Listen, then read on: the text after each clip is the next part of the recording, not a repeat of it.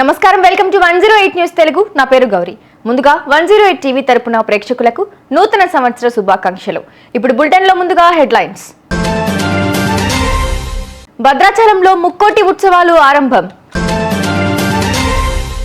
ఎలాంటి వేడుకలు చేపట్టవద్దు ఏపీ ప్రభుత్వం. దేశ ప్రజలకు ప్రధాని మోదీ శుభాకాంక్షలు.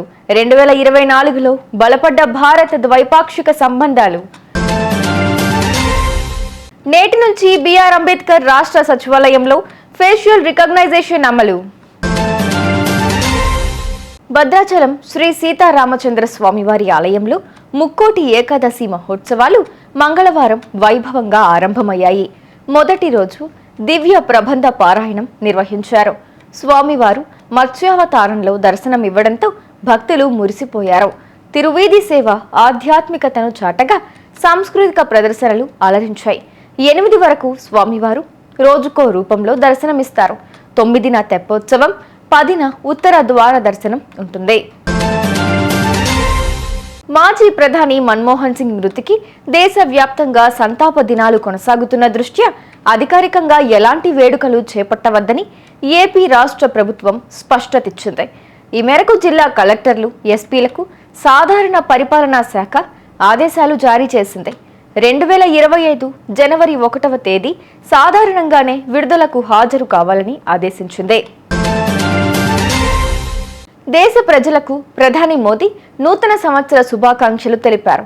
ఈ సంవత్సరం ప్రతి ఒక్కరికి కొత్త అవకాశాలు, విజయాలు, అంతులేని ఆనందాన్ని తీసుకురావాలి. ప్రతి ఒక్కరిని ఆ భగవంతుడు అద్భుతమైన ఆరోగ్యం, శ్రేయస్సుతో ఆశీర్వదించాలని కోరుకుంటున్నాను అని ట్వీట్ చేశారు. 2024 ఏడాదిలో అంతర్జాతీయ సంబంధాల్లో మెరుగైన ప్రగతి సాధించిన భారత్ వివిధ దేశాలతో వ్యూహాత్మక భాగస్వామ్యాలు ఏర్పడ్డాయి. అమెరికా, రష్యా, యూరప్ దేశాలతో వాణిజ్య సంబంధాలు మరింతగా బలపరుచుకుంది ఇండియా.